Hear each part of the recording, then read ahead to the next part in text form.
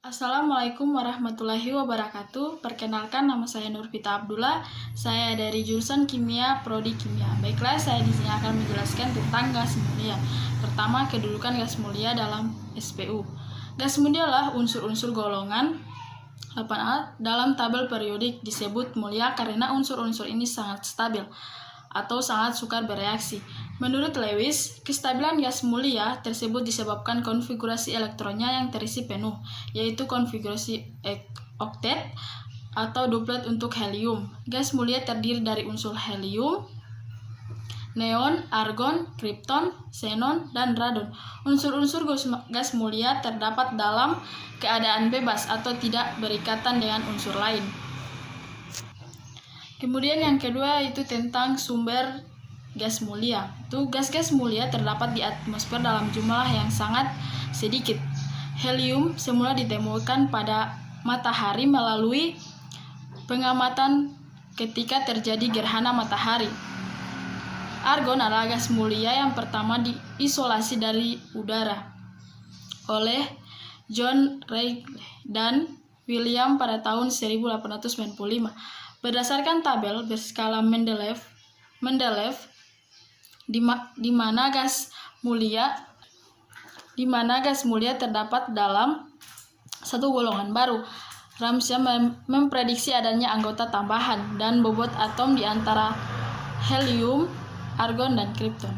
Gas yang diprediksi tersebut terbukti diisolasi dari udara.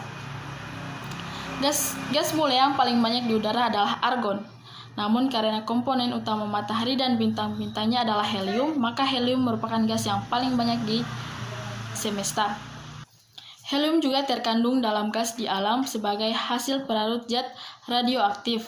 Zat di antara gas-gas tersebut hanya argonnya berada jumlah yang cukup untuk memungkinkan produksinya dalam skala besar. Dalam hal helium tersedia sumber pilihan lain, yaitu gas-gas alam di tempat tertentu yang mengandung sampai 2% volume helium.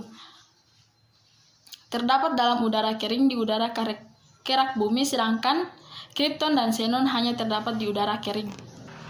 Yang kemudian yaitu isolasi dari gas mulia, yaitu di alam gas mulia berada dalam bentuk monoatomik karena bersifat tidak reaktif. Oleh karena itu, ekstraksi gas mulia umumnya menggunakan pemisahan secara fisis. Pertama, ekstraksi helium dalam gas alam. Gas alam mengandung hidrokarbon dan zat seperti CO2, uap air, helium, dan pengotor lainnya. Untuk mengekstrasikan helium dari alam digunakan proses pengembunan. Pada tahap awal, CO2 dan uap air terlebih dahulu dipisahkan. CO2 dan uap air dapat membentuk padatan yang menyebabkan penyumbatan pipa. Kemudian gas alam ditembuhkan pada suhu di bawah suhu pengembunan hidrokarbon, tetapi di atas suhu pengembunan helium. Dengan demikian diperoleh produk berupa campuran gas yang mengandung 50% helium, N2, dan pengotor lainnya. Selanjutnya helium dimurnikan dengan proses lainnya. Kemudian yang kedua itu ekstraksi helium, neon, argon, kripton, dan xenon dari udara. Proses yang digunakan disebut teknologi pemisahan udara. Pada tahap awal, CO2 dan uap air dipisahkan terlebih dahulu, kemudian udara diembunkan dengan pemberian tekanan 200 atm, diikuti pendinginan cepat. Sebagian besar udara akan membentuk fase cair dengan kandungan gas mulia yang lebih banyak, yakni 60% gas mulia, argon, kripton, dan xenon, dan sisanya 30% O2 dan 10% N2. Sisa udara yang mengandung helium dan neon tidak mengembun karena titik didih kedua gas tersebut sangat rendah. Selanjutnya argon, kripton, dan xenon dalam udara dipisahkan menggunakan proses lainnya. Kemudian yang ketiga itu sifat-sifat dari gas mulia, yaitu pertama sifat fisis. Unsur-unsur gas mulia memiliki titik didih dan titik leleh yang sangat rendah. Titik didih hanya beberapa derajat Celcius di atas titik lelehnya. Titik leleh dan titik didih dari helium dan radon bertambah sebagaimana kekuatan gaya London atau gaya dispersi, bertambah seiring dengan bertambahnya massa atom dan jari-jari atom. Densitas atau kerapatan gas mulia juga cenderung bertambah dari helium ke radon.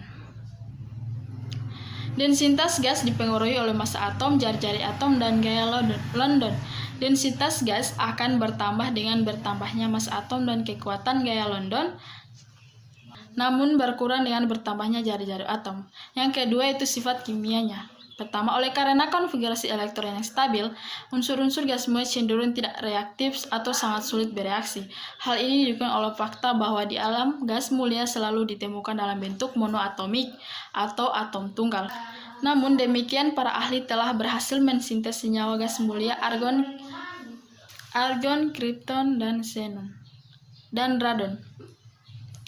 Reaktivitas unsur meningkatkan dari argon dan ke radon, di mana dalam reaksi dengan fluorin, Rn dapat bereaksi spontan dengan xenon, memerlukan pemanasan atau penyimpanan dalam sinar agar reaksi berlangsung.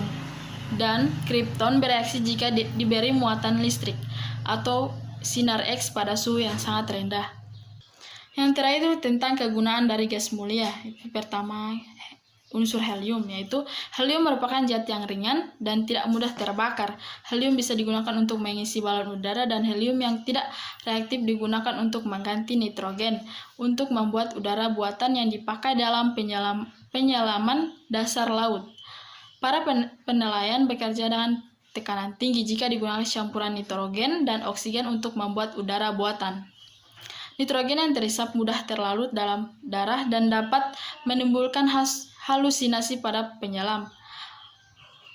Yang kedua, neon. Neon biasanya digunakan untuk pengisian balon lampu neon. Selain itu juga neon dapat digunakan untuk berbagai macam hal seperti indikator tegangan tinggi, zat pendingin, penangkal petir, dan mengisi tabung televisi. Yang ketiga itu argon. Argon digunakan dalam las titanium pada pembuatan pesawat terbang atau roket. Argon juga digunakan dalam las stainless steel dan sebagai pengisi balon lampu pijar, karena argon tidak bereaksi dengan wolfram atau tungsten yang panas. Yang keempat yaitu krypton. Krypton bersama argon digunakan sebagai pengisi lampu fluores bertekanan rendah. Krypton juga digunakan dalam lampu kilat untuk fotografi kecepatan tinggi. Yang kelima yaitu xenon. Xenon dapat digunakan dalam pembuatan lampu untuk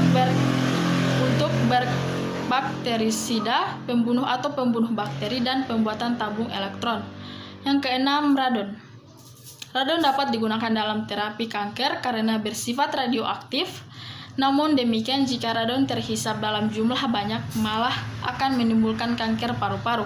Radon juga dapat berperan sebagai sistem peringatan gempa, karena bila lempeng bumi bergerak, kadar radon akan berubah sehingga bisa diketahui bila adanya gempa dari perubahan kadar radon tersebut. Baik, sekian pemaparan materi dari saya. Lebih dan kurangnya saya mohon maaf. Wassalamualaikum warahmatullahi wabarakatuh.